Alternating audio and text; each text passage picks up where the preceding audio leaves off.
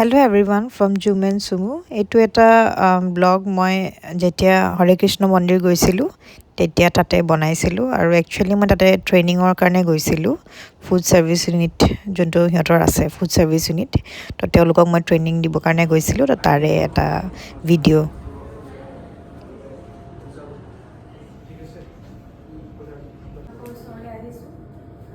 প্ৰথমটো মই ধন্য এই পবিত্ৰ স্থানত আহি পেলাই আপোনালোকৰ ওচৰত।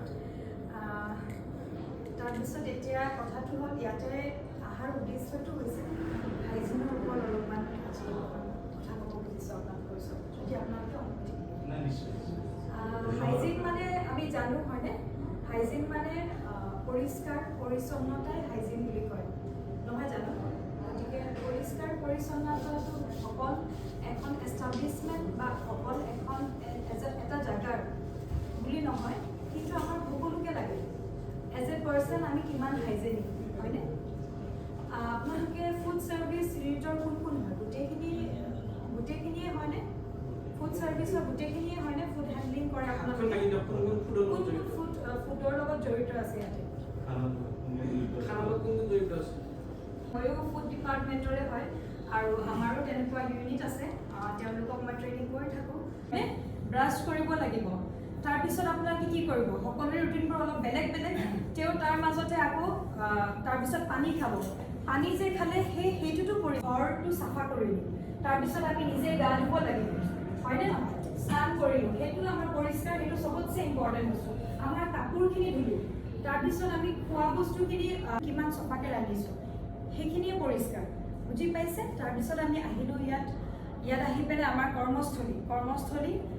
কৰ্মস্থলীখন এনেই আমাৰ প্ৰথম মন্দিৰটো ঘৰ বুলি কয়, ছেকেণ্ড মন্দিৰটো হ'ল কৰ্মস্থলী, কিন্তু ইয়াতে আপোনালোকৰ কৰ্মস্থলীয়ে মন্দিৰ। আপোনালোকে ভাবক কিমান ডাঙৰ কথা, ইয়াতে মন্দিৰ বুলি মই ক'ব লগা হোৱাই নাই, ইয়াতে অহাৰ লগে লগে মই এটা সমাগম পাইছোঁ।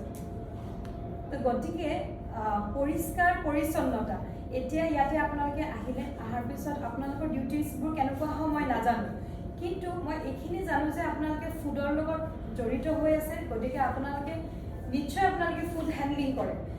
মাইক্ৰস্কোপ যদি ইউজ কৰোঁ আমি তাতে বহুত বীজাণু দেখা পাওঁ, ঠিক আছে? এতিয়া কথাটো হ'ল আপোনালোকে আহি পেলাই কাপোৰ পিন্ধিলে, কাপোৰ ইউনিফৰ্মটো পিন্ধিলে, চব গ'ল ফুড ছাৰ্ভিচ ইউনিটত গৈ পেলাই কোনোবা তাৰে ৰান্ধনি থাকিব, কোনোবা তাৰে বাচন বৰ্তন ঠিক কৰা মানুহ থাকিব। ৰান্ধনিকেইজনৰো বহুতখিনি দায়িত্ব আছে।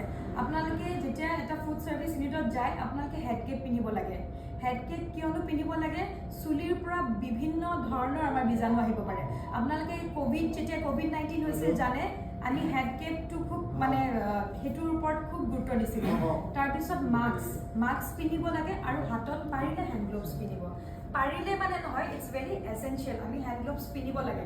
হেণ্ড গ্লোভছটো পিন্ধিলে কি হয়, কিবা যদি বেলেগ বীজাণু আমি নেদেখাও আছে তেনেহ'লে সেই বস্তুটো ইয়াতে কাট খাই যাব। ভিতৰত আমি গ্লোভছ পিন্ধিলোঁ, যদি গ্লোভছ পিন্ধোঁ তেনেহ'লে গ্লোভছ পিন্ধি যেতিয়া বস্তুটো মাৰিম অভিয়াছলি, তেনেহ'লে আমাৰ একো তাতে ইম্পিউৰিটিজ থকা চান্সটো এটলিষ্ট অলপ % হ'লেও কমি যায়। মই পুৰা কমি যায় বুলি ক'ব নোৱাৰোঁ, অলপ % হ'লেও আমাৰ কমি যাব। তাৰপিছত আপোনালোকে, মই এতিয়া ফাৰ্ষ্ট কুকৰ পৰা ষ্টাৰ্ট কৰিছোঁ, যিকেইজনে বনাব, কুক বা চেফ, গৈ পেলাই ভৰি হাত চফা হ'ব লাগিব, ইউনিফৰ্ম পিন্ধিব লাগিব, প্ৰপাৰ ড্ৰেছ আপ কৰিব লাগিব, হেডকেপ থাকিব, স্কাৰ্ফ থাকিব আপোনাৰ, তাৰপিছত হেণ্ড গ্লোভছ থাকিব লাগে ফুড হেণ্ডলিঙত।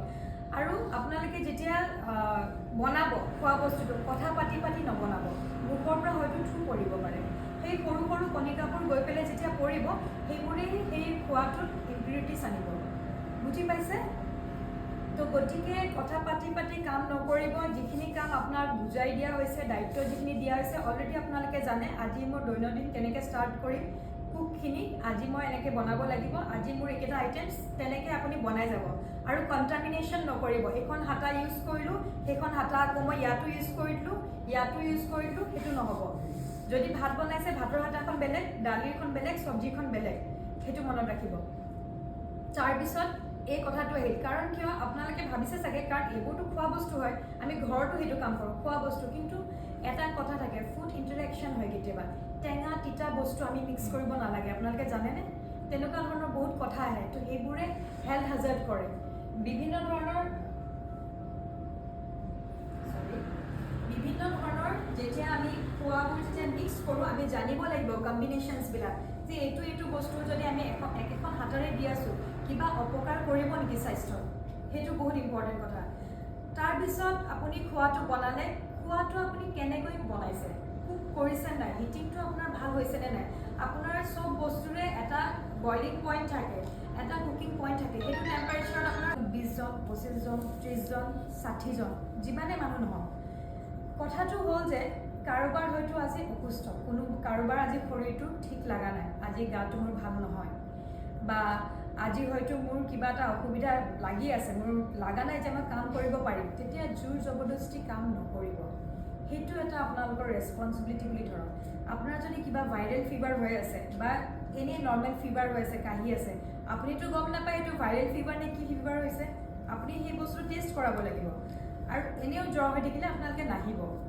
মেবি নৰ্মেল কিবা হৈছে, অকণমান কাট হৈছে, এতিয়া সেইটোতো মই এটা কথা ক'ম। তো বেমাৰত আহিলে কি হ'ব, আপুনি আন দুজনকো সেই বেমাৰটো দিয়া হ'ব, সেইটো আপোনালোকে জানে ভাইৰাছ স্প্ৰেড হৈ যায়, ঠিক আছে। তো গতিকে সেইবোৰ স্প্ৰেড কৰাতকৈ যদি বেমাৰ হয় আপোনালোকৰ মেনেজাৰ থাকিব, আপোনালোকৰ যোন থাকে তেওঁলোকক জনাই পেলাই আপোনালোকে সেইদিনাখনৰ কাৰণে লিভ লৈ ল'ব কাইণ্ডলি, কাৰণ সেইটোৱে ইম্পেক্ট কৰে, বেলেগ বাকীখিনিকো বেমাৰ কৰিব।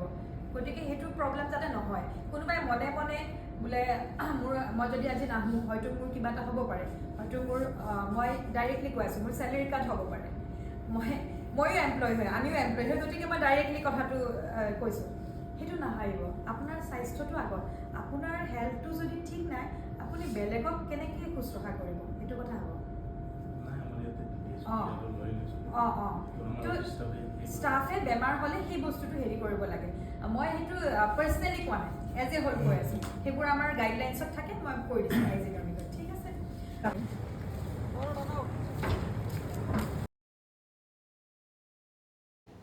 ট্ৰেইনিংটো শেষ কৰি অকণমান লাষ্টত এনেই মন্দিৰটোৰ ওচৰত গৈ অলপমান চাই আহিলোঁ। আৰু বহুতে কৈ আছিলে ইয়াতে ইভেন আই থিংক ফ্ৰী ফুড ছাৰ্ভিচ তেওঁলোকে দিয়ে, তো তাৰে ফুড ছাৰ্ভিচ ইউনিটখিনিৰ লগত অলপমান মই ইণ্টাৰেক্ট কৰিলোঁ।